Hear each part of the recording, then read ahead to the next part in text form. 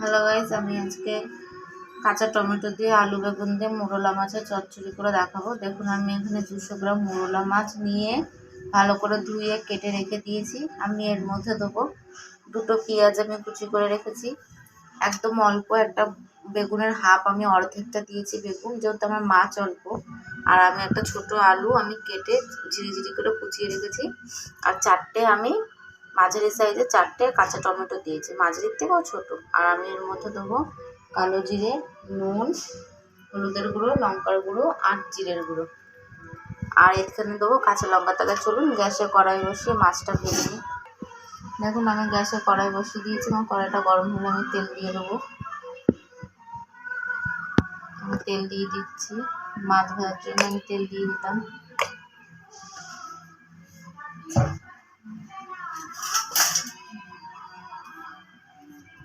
তেলটা গরম হলে আমি মাছগুলো ভেজে নেব। দেখুন, আমার তেলটা গরম হয়ে গেছে, এইবার আমি মাছগুলো দিয়ে দেবো।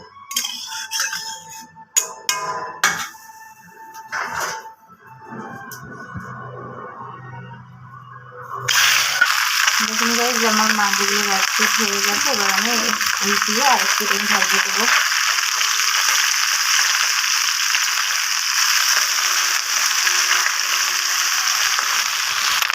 গাইস দেখুন, আমার মাছগুলো ভাজা হয়ে গেছে, আমি বেশি কড়া করে ভাজিনি। এবার আমি মাছগুলো তুলে নেব।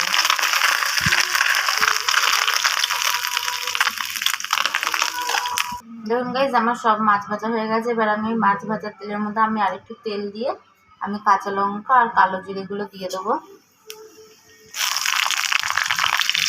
এবার আমি পেঁয়াজ কুচিগুলো দিয়ে দেবো।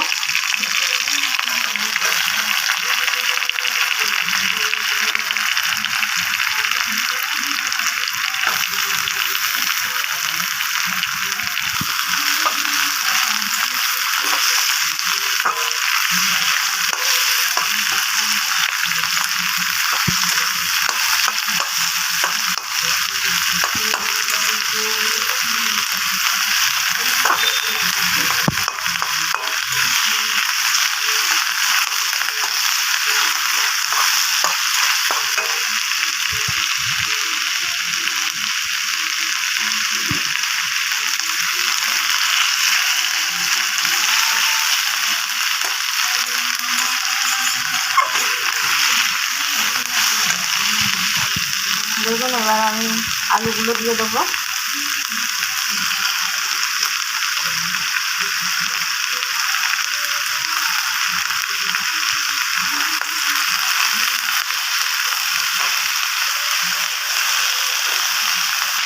এবার আমি কাঁচা টমেটোগুলো দিয়ে দিচ্ছি।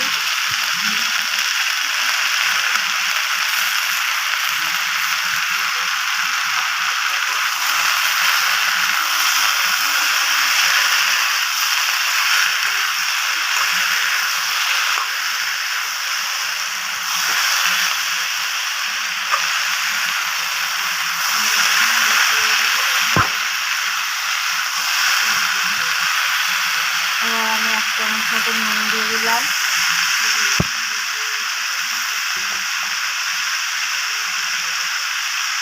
এক চামচ মতন জিরে গুঁড়ো দিয়ে দিলাম।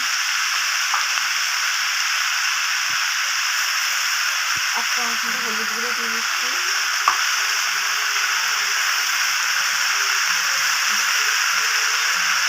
আর একদম অল্প 1/2 চামচেরও কম আমি লঙ্কার গুঁড়ো দিচ্ছি, কারণ এই তরকারি বেশি ঝাল খায় না।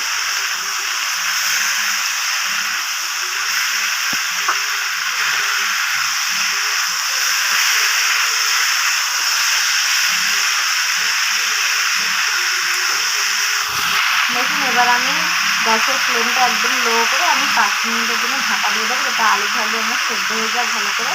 তবে আপনারা গাইস দেখুন, এবার আমি ঢাকনাটা খুলে দিচ্ছি। দেখুন, আমার আলুগুলো সেদ্ধ হয়ে গেছে।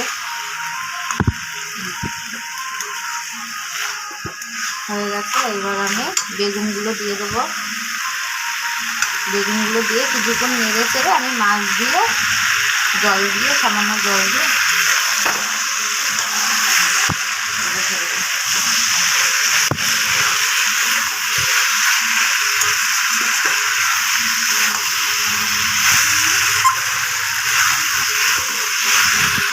দেন গাইস আবার আমি কিছুক্ষণের জন্য ঢাকা দিচ্ছি, বেগুনটা হালকা সেদ্ধ হয়ে যাক, তারপর আবার নামাবো। গাইস দেখুন এবার আমি ঢাকনাটা খুলে দিচ্ছি। এই দেখুন আমার বেগুনগুলো কিন্তু সেদ্ধ হয়ে গেছে। এবার আমি মাছ দিয়ে নামিয়ে নেব।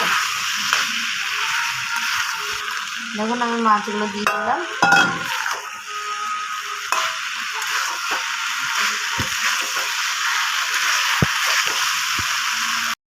আর দেখুন এবার আমি একটুখানি জল দিয়ে দেবো, বেশি না, একদম অল্প।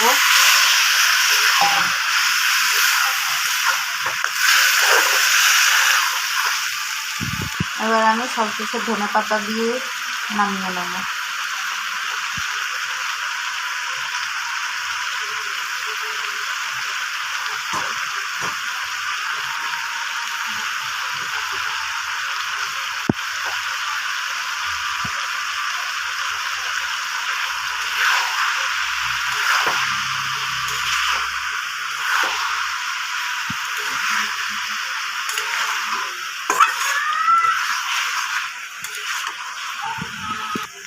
দেখুন গাইস আমার হয়ে গেছে রান্নাটা, এবার আমি নামিয়ে দেবো। দেখুন গাইস আমি নামিয়ে নিয়েছি। এবার আপনারা এরকমভাবে বাড়িতে খেয়ে দেখবেন, খুব ভালো লাগবে, আশা করি আপনাদের হয়তো। দেখুন আমি তো এখানে কাঁচা লঙ্কাটা একটু বেশি ব্যবহার করেছি, শুকনো লঙ্কাটা কম দিয়েছি। যেহেতু আমি কাঁচা লঙ্কা ব্যবহারটা বেশি করে, সেই জন্য শুকনো লঙ্কাটা অল্প দিয়েছি। আপনারা এরকমভাবে খেয়ে দেখবেন, খেয়ে যদি ভালো লেগে থাকে আমাকে অবশ্যই কমেন্ট করে জানাবেন। আর আপনারা নতুন নতুন কোনো রান্না দেখতে চাইলে অবশ্যই চ্যানেলটা সাবস্ক্রাইব করে আমাকে কমেন্ট করবেন। আর যদি আমার ভিডিওটা ভালো লেগে থাকে লাইক, কমেন্ট আর শেয়ার করে দেবেন, সাবস্ক্রাইব করতে ভুলবেন না।